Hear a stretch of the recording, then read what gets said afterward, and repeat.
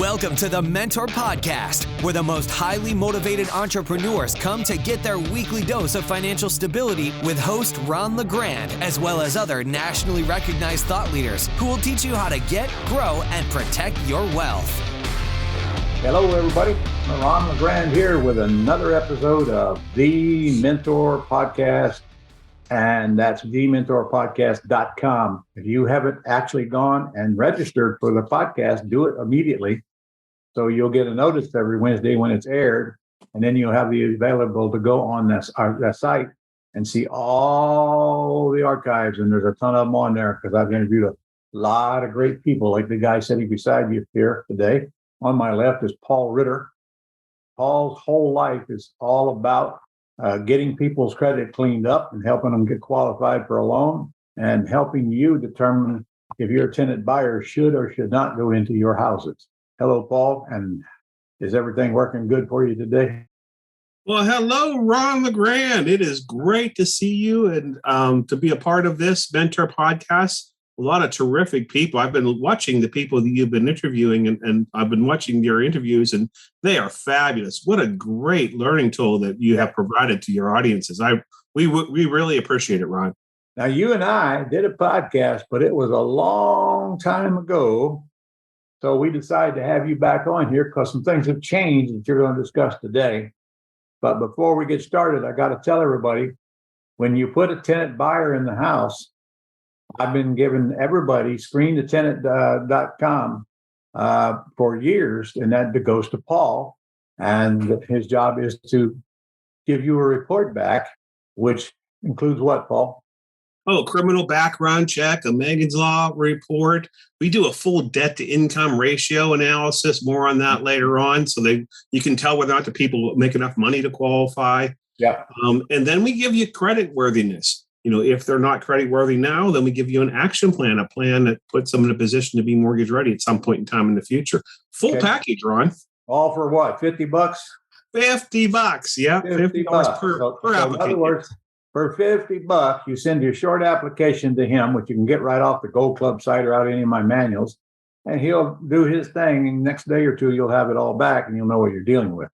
Now, I'm going to tell you right now, I'm not looking for good credit. Okay, if they have good credit, they're going to go qualify at a bank. I'm looking for people that don't have good credit because that's probably the people that are going to come to me. But I do want to make sure that they can pay the monthly payment that they've agreed to pay. And that's where his debt ratio thing comes in. So you've got to decide whether they can afford the house or not, or you're just setting them up for failure. Because if they can't make the payment, don't take them. Put them in a cheaper house. You might want to keep them, but put them in a cheaper house because then you're just going to have problems for later. So also, criminal background check. Frankly, they got to be really, really, really, really bad before that scares me away. I mean, maybe if they got a history of murdering people and they got out of jail for some reason, I might not want to take them. But other than that, a lot of the stuff that's on the credit report is simple stuff that happens in people's lives. And I don't hold it against people because they've lost their credit worthiness. Frankly, I just call that training. And I don't hold people because they've been hold against people that've been in prison. Okay, that's more training. Still doesn't mean that they're bad people. So they're not working for me. So they're not handling my money. I don't have any problem putting them in a house as long as I think they can make the payment and they give me enough money down. So Paul, do you pull the credit report nowadays, or are you still having them pull their own and check it? You know, 99.9% of the people provide us a copy of their credit report. And there's a reason why I do that. It's really to protect them because then there's no inquiry on the credit report. So that now they're not going to have an inquiry to lower their score. And I would say probably 100% of the people actually have an online account with Credit Karma or freecreditreport.com. So, you know, why not use it? If the data still is the same as if I were to pull it. Correct. So that's where they go to get free credit reports. It's Credit Karma with a K. And our free credit report, was it? Yeah, freecreditreport.com is Experian's version of the free credit report. That way we get all three because Credit Karma gives us TransUnion and Equifax. But it is free. I don't have to sign up for any monthly billing program to get it. Correct. Yeah, it is. Now they'll try to sell you stuff. You know that's the way it goes. But you can get your report So they can pull their own credit report. In fact, I suggest you do, folks. Sometimes you're going to be very surprised at what's on it that shouldn't be on it. And it needs fixed. In fact, that's where Paul comes in. Your whole job is to take people with low credit and increase their score. Okay? Right. And also do it within a time frame. In other words, it's goal oriented. It's not just mainly not so score oriented like my competitors do. They just do one thing at a time, and in order to keep people in the hook for as long as possible. I'm goal oriented. I work from a goal backwards. The goal is to get them to cash you out in a year or two or whatever that time frame may be. Okay. And so to work backwards from there, I've got to dispute all the negative things every time I do battle with the credit bureaus. So the dynamics of how you handle those disputes is critical to the success or failure of being able to cash out. Yeah, well, there's a lot of things that you know that people don't know that's critical to getting their credit score raised, all the tricks of the trade. Sure. Been at it for a long time. So how much do you charge and how long a term are you talking about? Oh, the terms, we have 3 different programs. We have a 6-month program, a 9-month program, and a 12-month program for those who have many sins on their credit report. So the 6-month program is for those who have just a few things. So that's the duration of time. The amount that we charge is $120 per month for the time that they're with us. They may leave our service at any point in time without the penalty. And we do have a consultation fee run, and you'll like to hear this, that we waive because the people that are going to watch this video will be able to have an application. So with that consultation, that gets waived because they came referred to me through your real estate investors. I send a lot of people to you every time I talk about this subject. Of course, your website comes up. By the way, it should say, I see it behind you there, screen to tenant. Why don't you put .com after it?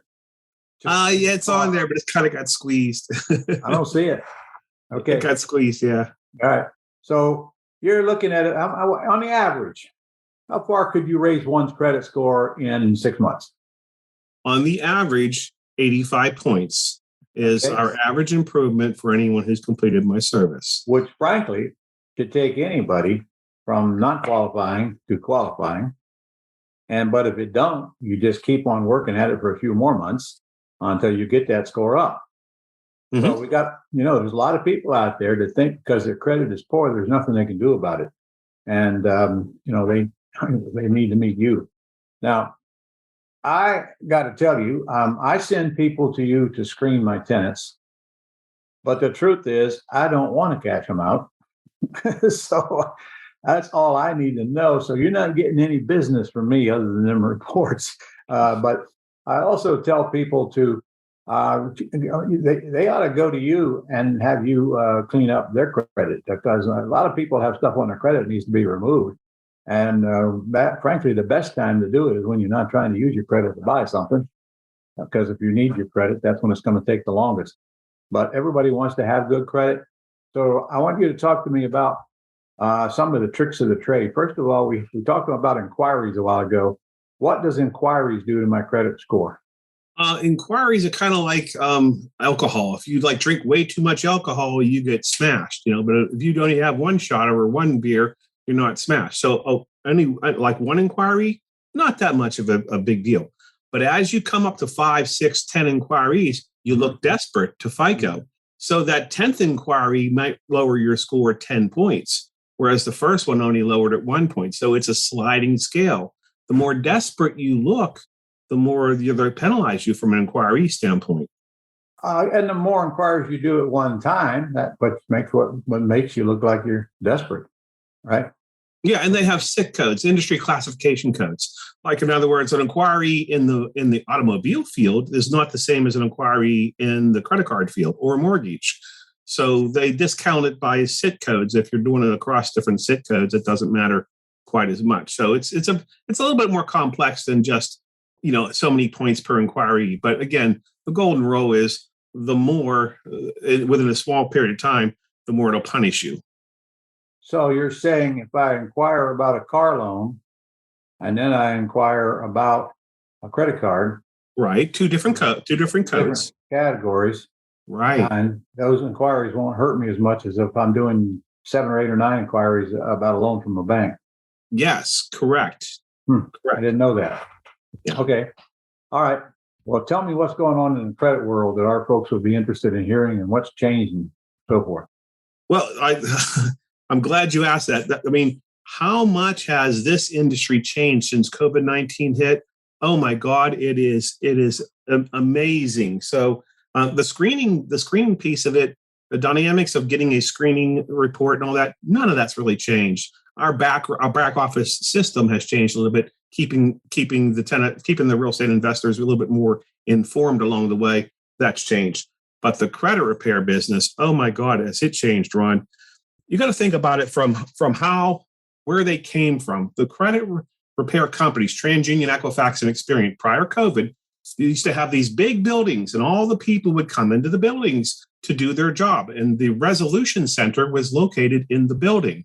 So when your letter came into the credit bureaus, it came into the resolution center, they screened it or they scanned it, and then it went onto the people's desk, and they had to do 100 deals a day and 100 different files a day. That all changed with COVID. Now people can't come into the big office. So you think about the dynamics and logistics of having to have all that scanned information now downloaded to their computers in their homes, because that's where they're actually doing this now. But yet you can't allow those people to have all that secure information anymore. So you can only have one thing on the screen at a time. So the software and the hardware and everything, no flash drives on these computers, things like that, where they can't steal your information from your credit report. Plus the process had to change too. So that put the credit bureaus in a tailspin. And when COVID first hit, Ron, we weren't getting results for 3, 6, 9 months. It was horrible. And it wasn't just us, it was everybody in the industry. So people started just doing like online disputes because at least they got some level of results, although they were very teeny tiny, infinitesimal. Now the credit bureaus are finally catching up with it. So now we're able to come in behind it and get things off the credit report. But in the middle of all this, there's the Consumer Financial Protection Bureau, which is who governs the credit bureaus. So the credit bureaus are still stuck to the standard that they've got to respond within 45 days. But they're given some leniency. But the CFPB is the teeth behind the whole thing that makes the credit bureaus respond expeditiously. So what happens is, if you couple a CFPB complaint along with the proof that you did your due diligence in going through the system and the system failed you in terms of your disputes, you couple with a CFPB complaint. Now the magic hits all at once and many things come off. But if you don't know about the CFPB and you don't couple your disputes with them, then you don't have those teeth to your disputes. So we have done it. So whereas we'll go like 6 months into the process, then you do the CFP complaint, and then you do another dispute after it. And we have found that formula is a masterful formula for success. But my competitors have not caught up with that yet. So you're saying you do that for us, but assuming that the credit bureaus don't respond like they're supposed to, is that it? Correct. Because of COVID, they're behind the 8 ball. But in the world of the reality, they haven't responded to us. Whether they're going to respond and they haven't yet, all we know as a consumer is we know that they have not responded. So now I couple that with the CFP complaint, but I show the proof that I did my due diligence in the CFPB complaint, and it puts teeth to everything that I've done. But you said something about 6 months.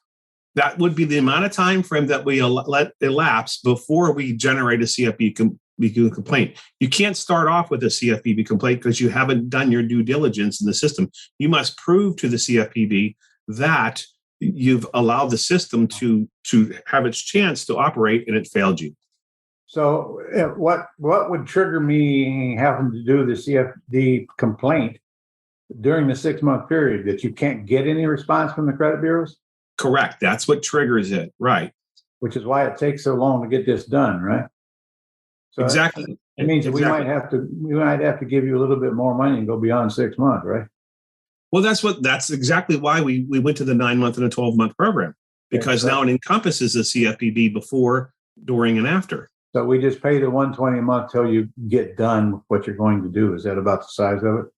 Yeah. And there's one more little element to add to that, and that is that since everything's delayed about 3 months, So now when someone's done with my service at month number 12, they're still going to get more results for the next 3 months, even after they're done with my service. Okay. So then you're telling me in reality, you're looking at maybe a year to complete your whole process. Yeah, a year and even up to 15 months, Ron, to complete the entire process. For somebody who has more than 10 negative items, I would go more like 15 months. But they only pay me for a year, though. They only pay me for 12 months. 10 negative items, huh? Boy, that's a lot of items for you to mess with. But do you do these items all at one time?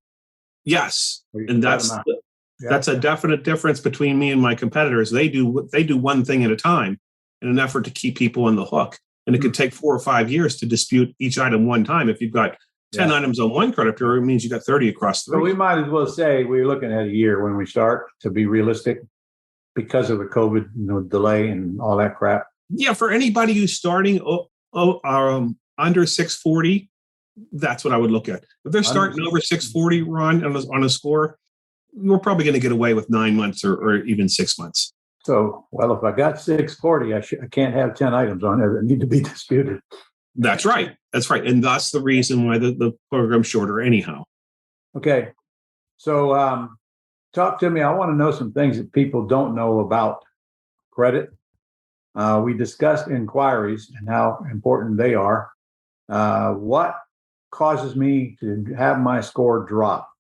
Well, a total misnomer in the industry. People come to me all the time, Ron, and they say, well, I paid that item off and therefore it should come off my credit report. Well, guess what? Paying it off does not remove the history with an item. Right. History only comes off through the dispute resolution process that I engage with credit bureaus. Paying it off actually updates the history. Let's take an item that you had 5 years that's been a collection account, and now you pay it.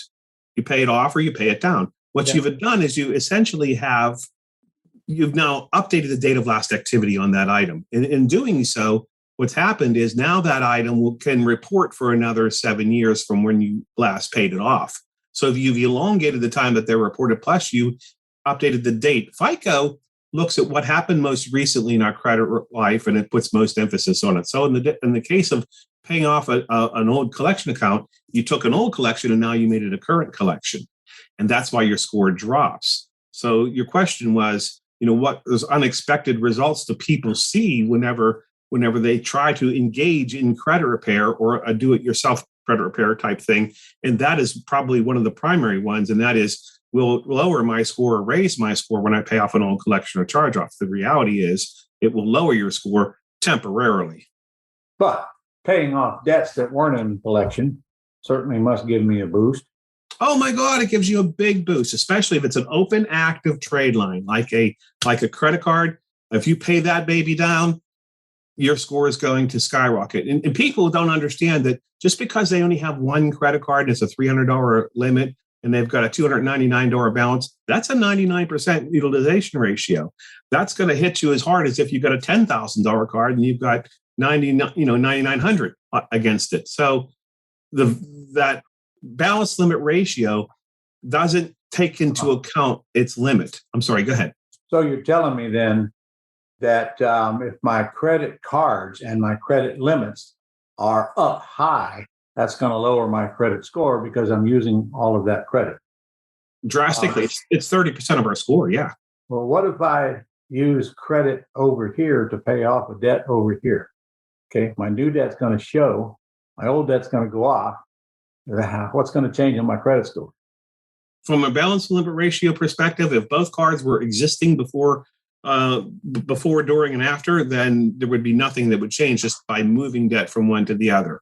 There would be no change in score. There might be a slight change in score for a couple days while one shows it paid off and the other one hasn't registered the new debt yet. But in the long run, it'll even out. All right. What other things would cause me to have my credit score lowered? People don't understand that, when things drop off, good things drop off from my credit report, my score is actually going to go down.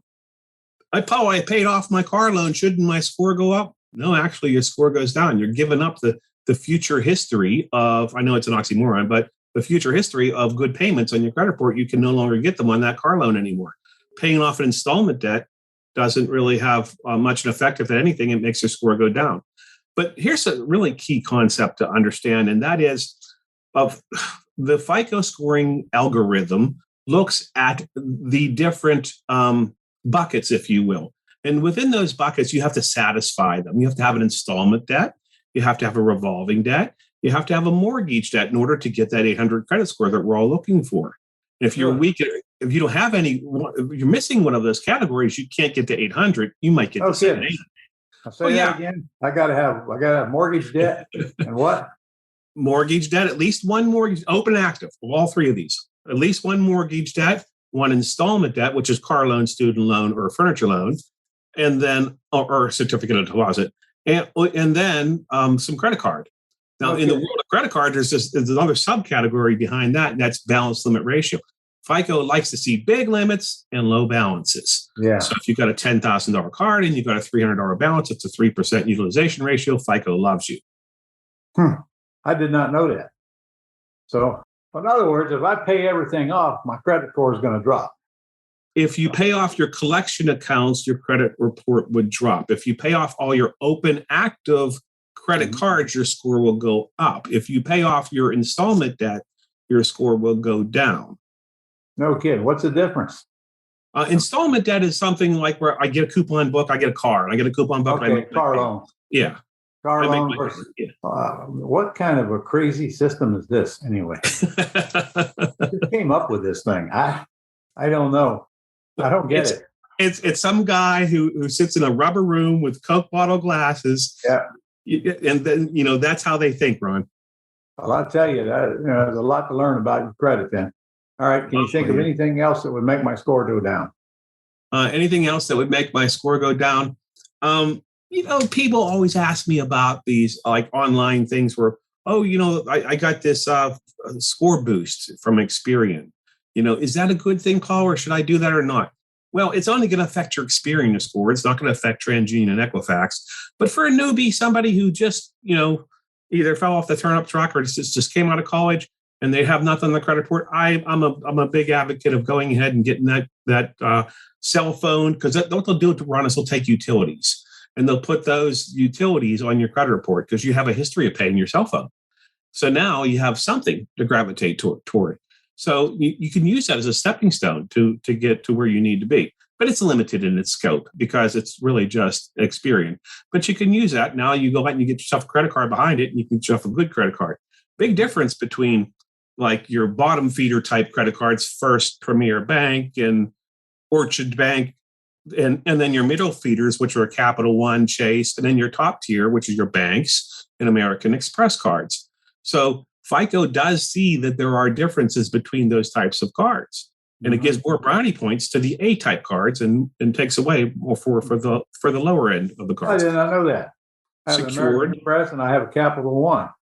So if I use my American Express, my score will go up. Not that I give a crap, because I ain't going to use it anyway. My score bounces up and down. I have no idea why. Okay. It will give you more points for using your American Express than it would for Capital One. No kidding. Well, I did not know that at all. All right. Plus, you get points on your American Express that you can use as well for airline tickets and all kinds of stuff. All right. So, what are the deadly mistakes people make that destroy their credit, and they don't give it a thought until they want to use their credit? For example, what does bankruptcy do to my credit score? Oh, that's a 70, 80, 100 pointer, depending upon where you started. Yeah. I mean, if you started at 700, you're going to lose even more. But if you started at 580, you're only going to lose 70 or so. But yeah, it's a killer. I started at 580, I'm going to lose how much? Probably about 70 points in that range. If you started at 780, you might lose 200 points. All right. So then I hire you after bankruptcy is over. Can you get that off my report? I have gotten bankruptcies off. I can't commit that I'm going to get every single one off, Ron, but yes, I have gotten bankruptcies, myself included. That's what made me a believer and start this business back in 1997. I had a BK on my credit report. I got it off. It was a beautiful thing. You've been doing that this long? I think I just aged myself. You're old, man. I understand you're a real estate investor because I've seen you in my boot camp a couple of times. I am. Thank you, Ron, because you were the one that trained me, and It's really helped out a lot in my life. And where do you live? Pittsburgh, Pennsylvania area. Okay. Yeah. So there's no more deals in Pittsburgh because you're getting them, right? Okay. What does a judgment do to my credit score? A judgment will lower it not as much as a bankruptcy, but it's pretty bad. But lately, what you see on credit reports is you don't see judgments on there anymore because the county courthouses are not reporting to the credit bureaus anymore. That may change in the future, but I haven't seen a judgment on a credit report for quite some time now. Well, I'll be darned. So then how does a lender find out you got judgments? They pull some background reports that will allow them. They have a mortgage report that is more extensive than what we see on Credit Karma and on freecreditreport.com. So they have some, and they also pull some stuff from title too. So, okay. So where do they get the information that you have judgments from, though? Much of it comes from LexisNexis, which is not TransUnion, Equifax, or Experian. It's another one like it in the background that provides that type of information. So it comes from a background search. Yes. Yeah. Yes. Okay. How about child support? Does that affect my credit? Big time. Yeah. Big time. But it can also help you out if you're making your payments and it's showing that, there's a zero balance on there. It can actually be used as a good trade line item. So it doesn't really affect my credit score as long as I'm paying it. In a negative way. It would not affect you. If you're making your payments, you're not going to get penalized for it. All right. I'm trying to think of what else would make my score go down. Help me. Scores go down for a myriad of reasons. And here's the thing. When people come to me and say, Paul, I've been in your program now for 3 months and my score actually went down. It's because you did everything else that I told you not to do, like going out and charging up your credit cards to the hilt. You got this new dental bill over here. So people think that it's a bubble and it's only the good things that Paul ends up having removed from the credit report that's going to affect my score. No, this is a two-way street, Ron. They have to do their part too. They've got to, listen to what I say, open up a new credit card if I've asked them to do so. Secured card versus an unsecured card. I'm sure you know the difference, but for simplicity for our audience, a secured card, you have to actually plop down some money. And then whenever I plop down, let's say $500, they give me a $500 card. And if I stop making my payments, they say bad things about me on the credit report and I keep my $500. So that's a way that anyone can get credit, even if you just came right out of college and now you're starting in on this business, Throw some money at it. You got a credit card and it shows on your credit report, and that's the whole purpose of getting it. And so you're just charging against your own money, which is exactly. But it's a stepping stone. And once you get one of those, and many of those cards will allow you to graduate to an unsecured card after like 6 months of good payments. Yep. They give you your security money back and they raise your limits. Raise your limits as well if you pay on time. And then after a while, a couple of years, maybe you can actually increase that limit considerably. I mean, you can go from a $500 limit to a $5,000 limit very quickly. And in enough time, you can take that $5,000 limit and increase it as well. Back in the day, I used to do that on my secured credit cards. But and you also asked me a question. You said, "What else affects how's this whole thing work? What else affects my score?" One of the things is history, and we don't think about this. And people ask me all the time, Ron. They'll say, "Paul, I got these 10 credit cards. Which one should I close?" Well, there's 3 different variables you got to look at. You got to look at what balance to limit ratio is. In other words, what's your limit on these cards? History, how long have you had that card open? And whether or not you ever had any lates on any of these cards. And then using those 3 criteria, you come up with a way to go through and say, okay, let's satisfy the bucket of history. Which cards have more than 2 years of history? So I come out of my 10 cards, I come out with 2 of them that have more than 2 years. Those are 2 that I don't want to close. Now, which of those 2 has a higher limit? So now I've narrowed it down to the one that I should keep open. But if that card actually has some lates from yesteryear, maybe that's the one I want to have closed. So it's a little more complex than just, using one criteria or another. But you got to use all those different factors to consider which ones to close. All right. Well, I got a little stack of credit cards like most people do, but I don't use them all. Does it hurt me to have all these cards if I'm not using most of them? As long as you're making your payments on them. Well, I'm not using them. There are no payments. There are no payments. Charging anything on them. Yet they'll show on my credit report. Okay. So, no, it doesn't hurt you to have them open to the extent of whenever they close it on you, it will say in the remarks section, you can look on your Credit Karma report, it'll say in the remarks section, it'll say, item closed by credit grantor. If it says it on there, then what has happened is FICO thinks that it got closed for nefarious reasons, meaning that the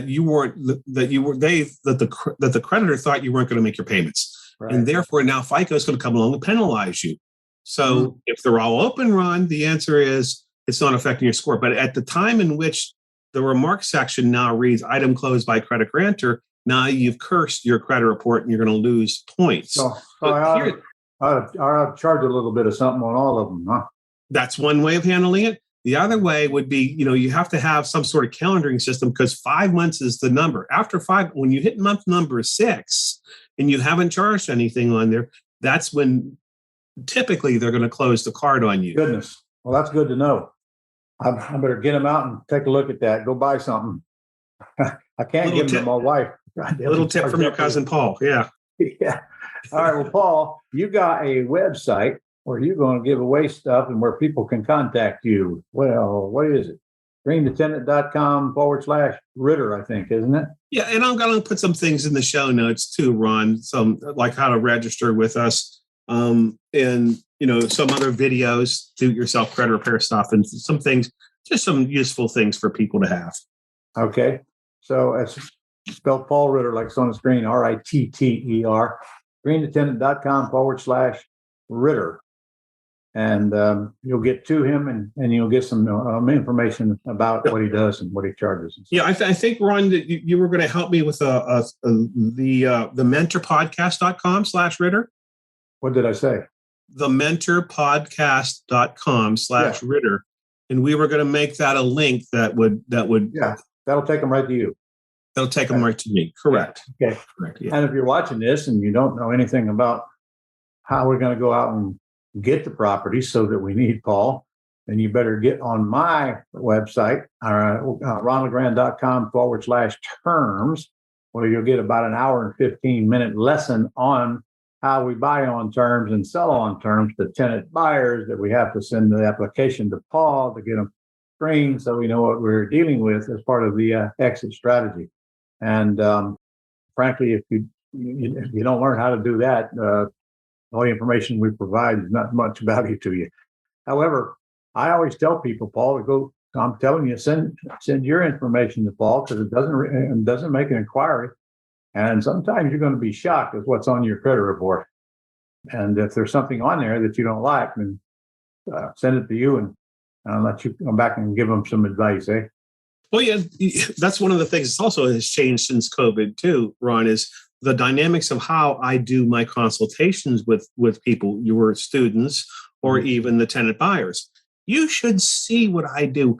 When I actually do the consultation, I take the credit report and I actually put it on the screen. And then I take my mouse, I start drawing circles and circling the things that are on their credit report that are inaccurate, erroneous, obsolete, or non-verifiable. And I point out to them, like the things in the remarks section. I point out to them where it says times 30, 60, 90 days late, 0, 0, 0. But just above that, it says this item's in a collection. I say, well, how can it be in a collection if you were never late? And the people sit there and say, that's right. Well, why would they report it like that? And I say, well, that's part of the inaccurate reporting that the credit bureaus are responsible for. I know how to hold their feet to the fire. I know what to say, to whom to say, how to say, and when to say it to get these bad things off the credit report. Yeah. And when people see that, the light bulbs come on, you should see it. And they say, oh my God, hey, honey, come on over here. You got to check out what this guy's doing. They bring the wife in, it's really something, because this is the stuff they should have taught us in high school and college, but they were too busy teaching us goofy things. It's just another case to let people do what they do best so you can get out of the way and do what you do best. I need legal advice. I'm going to go to an attorney. I need credit advice. I'm going to go to a guy who knows what they're talking about, like you. And frankly, doing it yourself can cause you more harm than good. So for a pathetic price that you charge, get all on your team for crying out loud. I mean, why wouldn't you? And also, of course, if you want to get people cashed out, he's the guy that's going to tell you whether they're going to qualify before you ever even let a lender put them into the system. You need to know whether they're going to qualify before you sit around and wait to find out that they're not going to qualify. And he'll give you that along with that $50 report. So anyway, one more time, screenthetenant.com/Ritter. Go there, get a hold of him, and get yours working or get reports on your new buyers that you're about to put in houses. Thank you, sir, for working with us today. Appreciate your time and all the knowledge. Thank you, Ron. Hey, it's always good to talk with you, and I look forward to continuing to work with you and your tenant and your real estate investors. How long have we been working together now? I don't remember. Oh, I would think we met back in 2012. Oh, we met before that. Before that? Doesn't matter. I just know you've been around a long time. You're getting old, man. Well, is it better than the alternative, right? Yeah, it sure is. I can tell you that. Especially at my age. People are dying all around me, man. Well, I'll see you later. See you soon. All right, Ron. Take care. Bye. That's all for this edition of the Mentor Podcast. To connect with Ron and learn how you can attain financial freedom, as well as up-to-date strategies to grow and protect your wealth based on today's discussion, go to www.connectwiththementor.com.